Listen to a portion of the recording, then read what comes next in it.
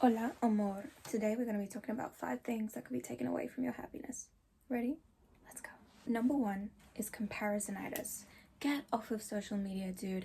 The thing is, I've talked about this in my jealousy video. Whenever you're on social media and you're scrolling, you're always going to come off of it feeling as if you don't have enough and that you are not enough. Oh, by the way, nail check, makeup check. Okay, back to it. You're always going to feel like you're never enough, you're not enough, because people post the highlight reel, okay? So unless you're specifically looking at motivational content, inspirational content, whenever you come off of social media, you are going to feel like your life is just not it. Like the grass is greener elsewhere. You're going to kill your own drive. Same in my discipline video, I said this. You get so preoccupied with looking at what else is out there as opposed to building your own source of inspiration, more specifically being your own source of inspiration and motivation. And guys, I want better for you. That's what this whole video and channel is about. Get off of social media, give yourself a break. I'll be honest, I don't know if there's some algorithm or something out there that tracks how many times you download an app. I have probably downloaded Instagram over 100 times at this point because I delete it every time I think I'm going a little too nuts. If I think I'm scrolling a little too much, if I think that, basically that I'm just I don't really stalk people, but I'm just going on there a little too much. My brain is feeling fried, I'm feeling empty, I'm feeling bored in my existence, like my life isn't enough. I know, right? Look at me. Look at everything I have. Me looking at my life as if it's not enough. How embarrassing is that? No. Anytime I feel that way, anytime I feel incredibly demotivated, I know, especially if I've been on Instagram, that it is because I'm on Instagram too much. It is because I am on socials too much. I come off of it. I truly do, and I want you to do that too. You're always going to feel like the grass is greener elsewhere. You're always going to feel like other people have more. And honestly, this is the irony in it all, is that we think that happiness is there, but happiness is being able to work with what you've got and make the most of it. I've written this. I said, it always looks like everyone else is winning and better than you, rendering your own existence invalid. And you feel like, well, what's the point in me? Let alone what's the point in me even trying? Dude, your life is probably a lot more beautiful than you think. Sometimes it's hard to see. I get it. I have my moments, I have my days. Literally 10 minutes ago, I was super angry with somebody. But we roll with it. Life is still good. You can experience negative emotions or emotions that drain you. We can experience things that are difficult in our lives, but we can still find a silver lining. We can still find the good. That makes you a positive person. That makes your life more beautiful. You don't need a designer handbag. You don't need a designer, or not a designer car. I don't think it works that way, but a fancy schmancy car to be happy, okay? Happiness really is about being present with what you have and seeing it as enough. And we don't have to lie to ourselves, unless you want to be Delulu, that's totally fine. But we don't have to lie to ourselves. It's just about finding the good, even if it's just a little bit. And people underestimate the power that just that can have. You don't have to see everything with rose-tinted glasses and pretend that everything's okay. If that doesn't work for you, that's fine. But to be able to look at it and be like, you know what? It's not perfect, but that's also okay. Well, that's a step in the right direction. Número 2. Cutting yourself off and negative self-talk. Oh, this hits home. Stop telling yourself that you don't deserve to take up space, that you're not worthy of being loved, being cared for, being admired, that people don't want to hear what you have to say, that you'll never be good enough, that you're not worthy of everything that you want, that you'll never be heard, or no matter what you do, you'll never be worth listening to. Even things like, well, you never feel like you're good enough. Please stop. You are more than good enough. Your life is made for abundance, and so are you. Stop blocking your blessings and let yourself experience it. And think about it. If you're meant for abundance, then why are you so afraid of it? Sometimes we're afraid of our own success. It's comfortable staying in the pain of what we're used to and what feels familiar to us, I was just thinking about this, I want to say yesterday, and I was in the car with my dad, and I don't know, he was talking about something, and it just crossed my mind how for so long I stayed sad. He was saying, go and do things, explore the world, meet new people. Obviously my dad, saying that, having a parent say that to you, especially an Asian parent, say that to you and be so encouraging, and they actually want you to win, and not just in the way that they stereotypically might want you to win. It's a beautiful thing, of course, in itself, but for so long, I wouldn't let myself enjoy my life. I wouldn't let myself be myself. I wouldn't let myself be my fullest self. I kept myself hidden. I'd cut myself off. I'd have a thought come to mind, something I wanted to say, a compliment that I wanted to give, and I would say no because that person won't like me. They won't actually, the compliment won't actually make a difference. Somebody else has probably complimented them already, so me saying something won't actually make a difference. That's not true. And you know how lovely it feels when you have not just one person compliment you, but multiple people compliment you sincerely. I posted something on my Instagram story yesterday. It was a repost, and it was something like this: there is someone out there that is happier because you exist. And it's true. Recently, I started a full-time job, and I swore to myself to be my confident self. And don't get me wrong, I get these thoughts every day about, like, you know, imposter syndrome, or maybe they think this and maybe they think that. And there'll be days where I just am not feeling myself so much, and I would have had way more sleep that night as well, so I don't know where it comes from. The thoughts are still there. That potential bully is still there, and it can come from trauma, it can come from bullying, etc. But it's about what you do with that. And you know when you're blocking yourself, you almost feel it, you know, you feel it in your chest, you feel it in your throat when you want to say something, but you're like, no, I don't actually belong here, I don't deserve to take up space, they don't actually need me, they're happier without me contributing. And you start lying to yourself, saying that the world is probably in some ways better off without you. But it's not. It's really not. Stop being so afraid of your potential. Número 3. Lack of forgiveness and perspective. Most of the time, it's really not that deep. If you're a human, you are bound to be hurt and to hurt at some point. And when people do hurt you, more often than not, it's a reflection of them. I mean, I can't really think of a time where it's not, even if it's unintentional, right? So I could say something, and to you it might come across as insensitive, but that's just because of my way of speaking. And so I'm not saying that it's necessarily right or wrong, but again, it's a reflection of me. At the same time, I could say something and it could be intentional, though I would rather not do that, and I don't really go about life like that. But if I intentionally went to hurt you, again, it's a reflection of me. It's got nothing to do with you. And staying in the hurt only continues to hurt you more. Life is easier if we can learn to let things go.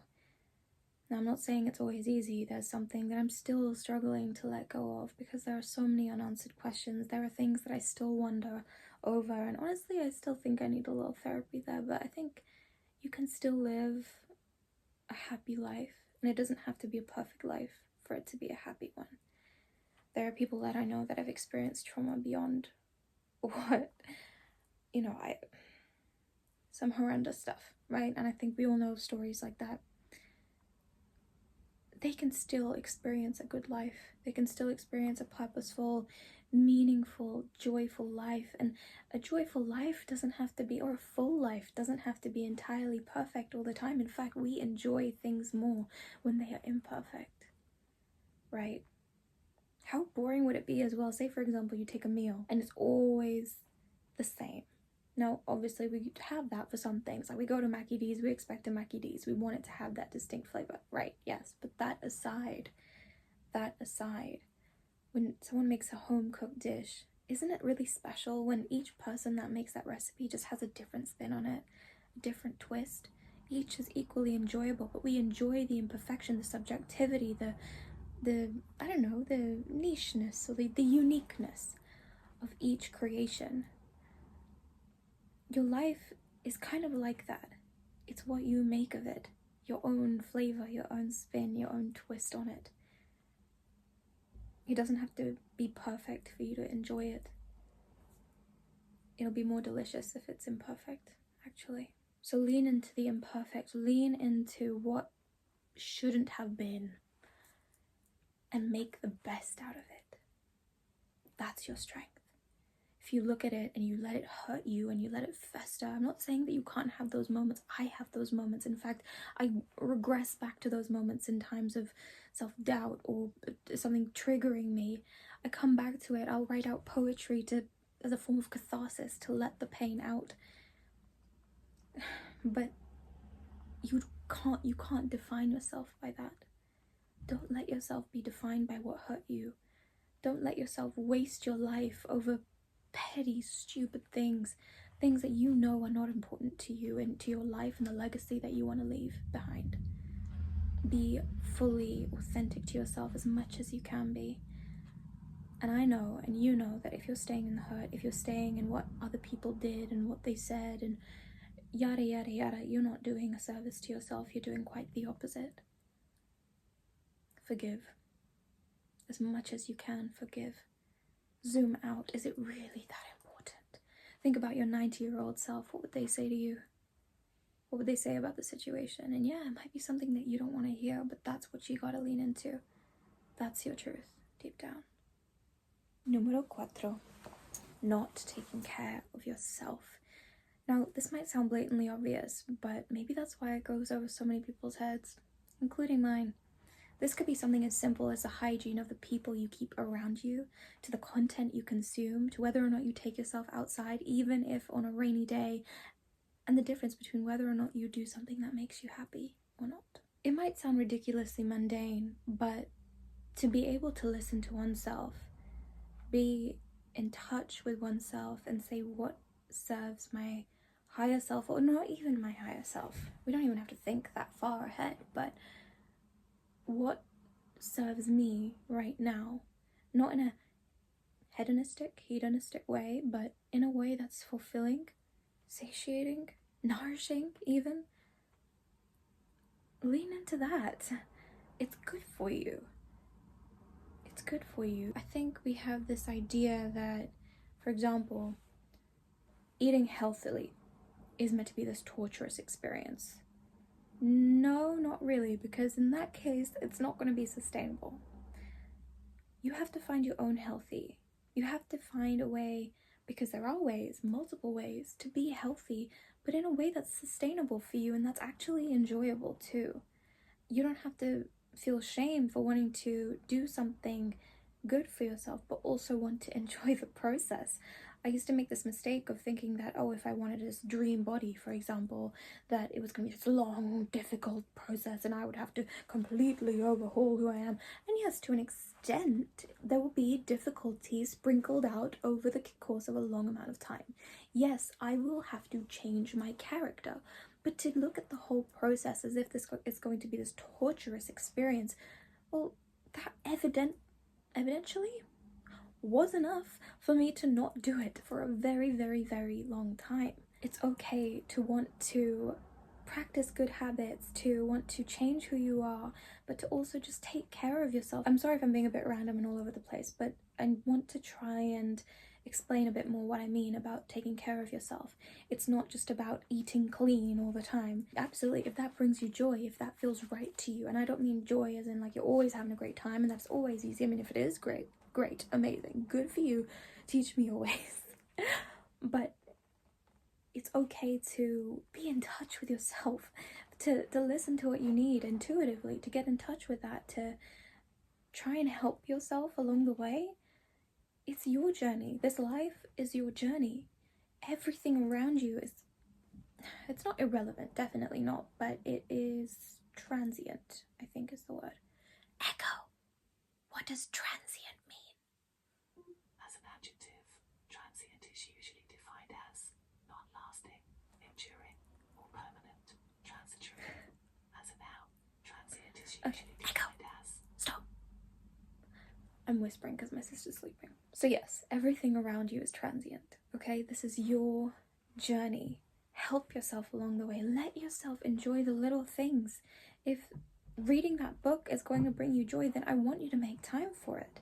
You don't have to suffer so much throughout the day and just postpone your joy, postpone your happiness. You're allowed to enjoy the little things. You're allowed to take care of you. And I've said this in another video. I really, at this point, I don't know which one because I got so many.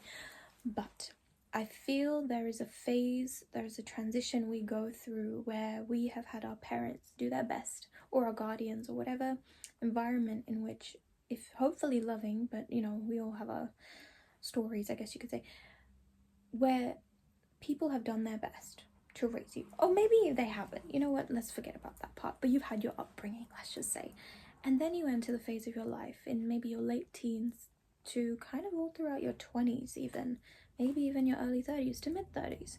Heck, for some people, even up to their 40s, and other people, even further. But you enter this phase where you have to learn how to be a parent to yourself, okay? And so that can backfire, I'm not gonna lie. That can go very messily because you would be a first-time parent, I'm imagining. I've said this for parents where, yes, there are parenting books out there, but there is no specific parenting book for you as an individual. So in this process of learning how to parent yourself, you're also learning about yourself. What do you need? How do your needs evolve and change? How do you communicate with yourself? What does an off day sound like for you? What does a good day sound like for you, right? And so you learn to become your own coach. You learn to tailor your life to your needs, and you learn how to listen to yourself. And you realize that there are some things out there, there are some people out there, there are some situations out there that are not actually right for you and that are not in alignment with you and or the version of you that you are trying to become. That's okay. That's okay. And so taking care of yourself is very much a sort of umbrella term, if you will. But if there's anything you take away from this section, it's that I want you to listen to yourself. I want you to not feel guilty about doing the right thing by yourself, because ultimately this journey is yours, this life is yours. And it doesn't mean that I want you to rid yourself of responsibility for the world, or the people around you. Not at all, actually. I like to promote a level of accountability. But that can only come if you are accountable for yourself first and foremost. You must make sure you're strong first on your own. Again, like I said, it's not that you are fully independent and you don't need the world and the world doesn't need you, not at all. But you're able to function on your own because you've taken the time to, I guess, plant your seeds and water them and give them the right soil, you know? You are building your foundation. Do that. It is not a bad thing. It's not something you should feel guilty for. It's not, how do I put it? To not do that would be a form of neglect. To deny yourself of the things that are healthy and right for you is a form of neglect. And I think you deserve better than that. The last thing I want you guys to keep in mind, the fifth thing, is that, I just realized that is difficult. Fifth thing is living a life solely to please other people. The greatest service that you can do is to take that leap, whether it's a leap of faith or a leap of fear. Take it, because you are doing yourself and the world a disservice in not doing so. Remember, no one else is living your life but you. When your head hits that pillow at night, it's you, just you with yourself. And that's scary to many people. It was scary to me for a long time, and I'm still working through that. But you want to be able to live with yourself, man. Because, yeah, life is short, but in some ways it's very long. Don't you want to be at peace with yourself? If you have the opportunity, if you have the safety to do so, wouldn't you rather be able to rest peacefully? And here's the God honest truth. If you allow yourself to continuously be suppressed, in whatever form that is in your life, you will fall sick.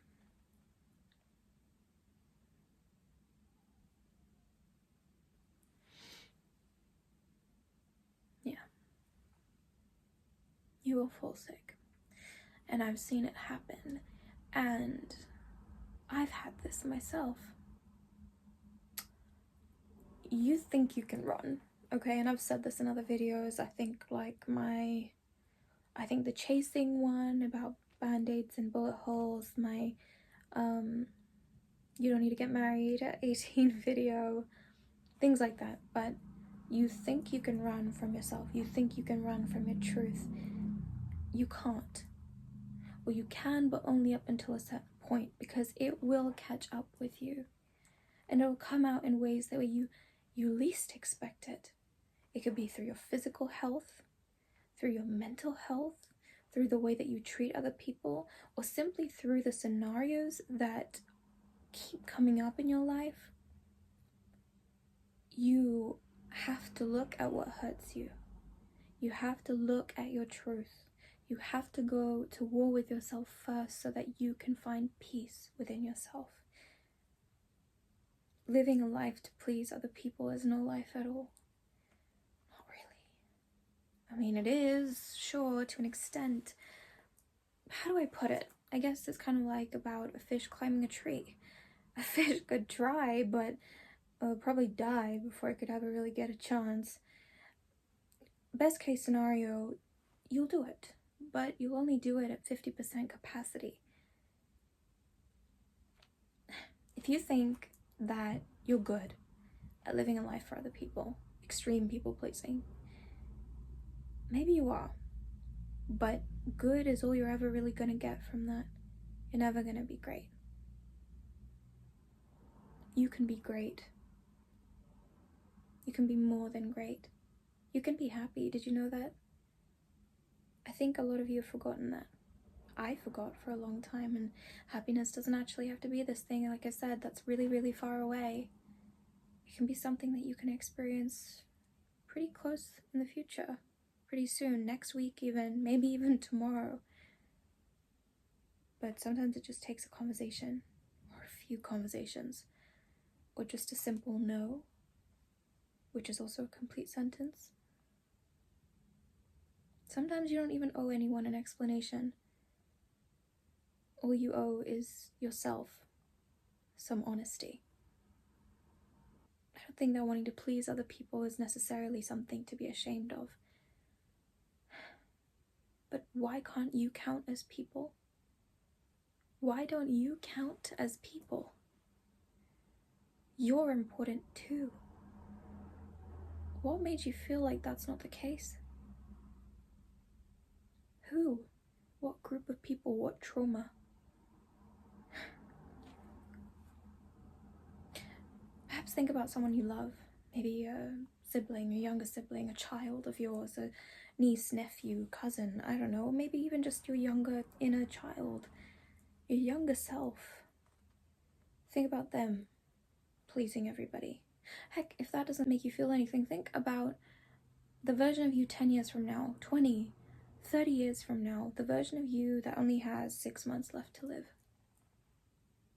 Think about them spending every waking hour trying to please everybody in their life but themselves. How does that make you feel? If you're okay with it, then okay, carry on. Maybe this video isn't for you, or maybe that point isn't for you. But I know a lot of us, we can't live our lives like that. And that's more than understandable. You deserve to wake up to a day where you feel intrinsically joyful about it. Optimistic, madly optimistic even, despite its chaos, despite the stresses that it may bring. You would rather do that than do anything else. Maybe even think about it, like what would that look like? What would that madness look like? Or even that calm. Some people, they don't want to live a conventional urban, I don't know, urban, but 9 to 5 type of life. They want to go live on a farm or something, and that's their chaos or calm, however you want to put it.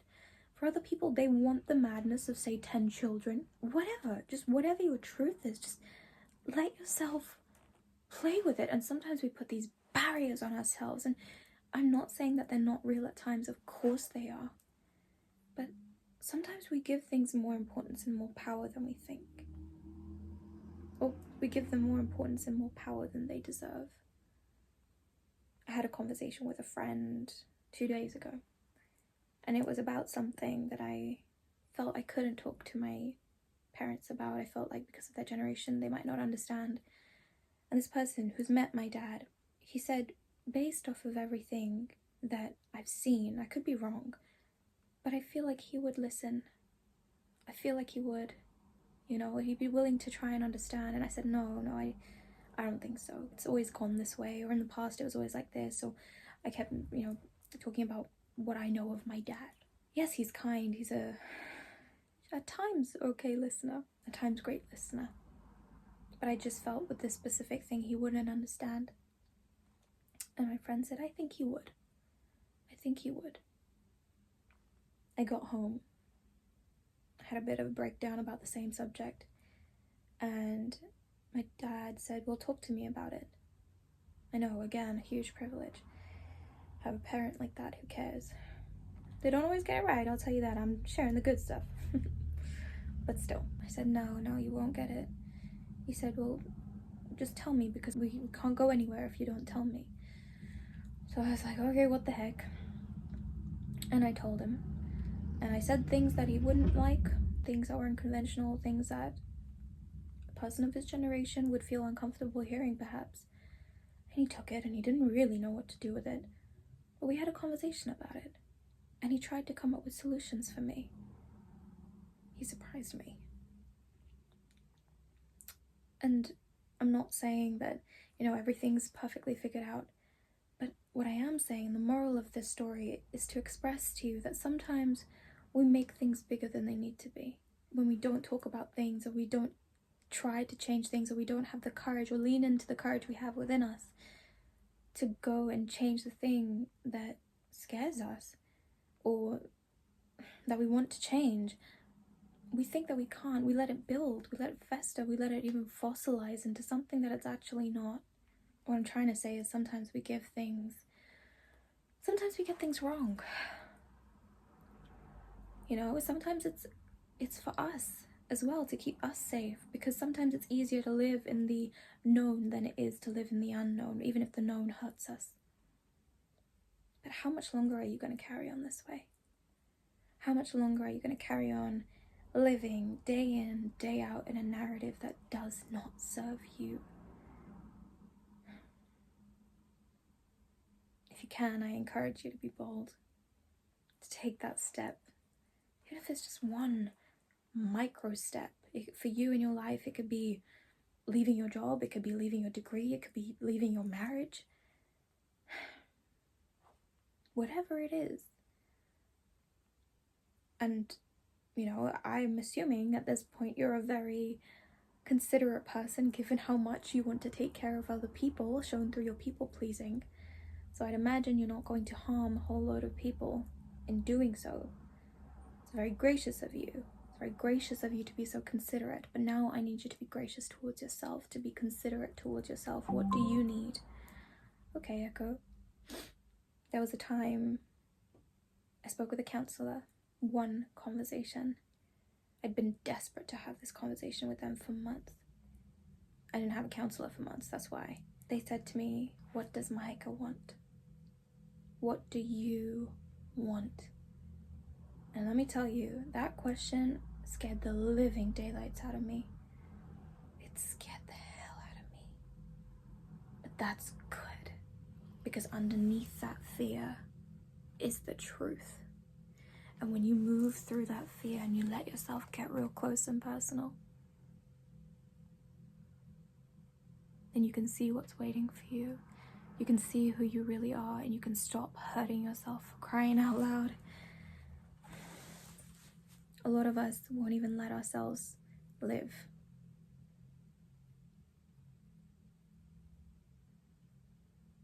A lot of what you need is within you, and I think that's the biggest misconception. You are source. You can't find happiness in today. That's because you don't know the tools. That's okay. That's okay. But you can learn. You don't know how to listen to yourself? That's okay. You can learn. You don't know how to be grateful? That's okay. You can learn. Heck, I have a video on how to do gratitude. Go check it out. You don't know how to pick yourself back up? That's okay. There are 1,000,001 people out there that have written books on that. Videos there are out there that can help you. All you have to do is let yourself entertain the idea of it. You're allowed to experience happiness now. You're allowed to experience joy now, and there might be a big old voice inside of you saying no. And I had that for a long time. I felt guilty for so much in my life. I felt guilty for not being good enough, for not being conventional enough, for not being able to please my parents, despite it being the very thing I lived for, ironically. I felt so much guilt, and I'm still working through that. But sometimes wanting to do that is not necessarily a bad thing. It's just you might have to do it in a different font, or in caps lock. Yeah, I think that's it, guys. I think that's it. if there's anything that I can really finish this off with, it's just that you are worth so much. You know, you are worthy of a good life. You're worthy of a joyful life. You don't have to punish yourself and stay feeling super guilty forever and ever and ever if you've made a mistake. I mean, if you made a mistake, just learn from it. Sincerely apologize to the relevant people. Heck, apologize to yourself. Okay, so apologize to yourself if you have to, and then move on. Move on. Go and live your life. Go and be a better person. Stop saying you're sorry. Stop saying thank you. Go and show that. Show your gratitude or show your remorse through your actions. Focus on doing things as opposed to just sitting there and mulling it over in your head. We'll have this disparity sometimes between what we believe is right and what we, I guess, think. Maybe, you know, our values will be one thing and yet our actions say something else.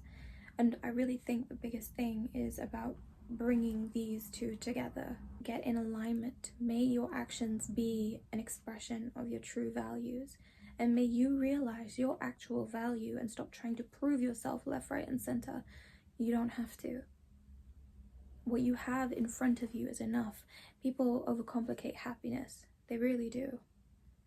And I think that's why so many people are miserable. Because when you overcomplicate something, you think that there's going to be some fancy schmancy answer, and you put happiness on the back burner. Then you think it's not possible for someone with no money or less money, or with these circumstances, you think it's not possible for you. So then, honestly, people can sell shit to you. Whether it's drugs or a lifestyle, people can sell things to you. But the honest truth is that happiness is quite simple. It really is. It's a skill. Happiness is a skill. It's not an end goal. It starts with you. That's it for now, guys. Thank you so much for watching. If you have any further points, any comments, recommendations, etc. for any further videos you would like, then please, of course, as always, feel free to comment them down below. Let me know what you thought of my makeup. It did take some time, but it was very fun, obviously, as always, to pull it together for you. Got a little bralette situation. This is a jacket that I got from my sister, actually, and she just lent it to me today for the video. We've got a little jean moment going on. We're trying to work on the abs even, but you won't see them just yet. Selfie time, and I'm gonna go. Thank you so much for watching. As always, do take care of yourselves, genuinely, and I will see you in the next video. Bye.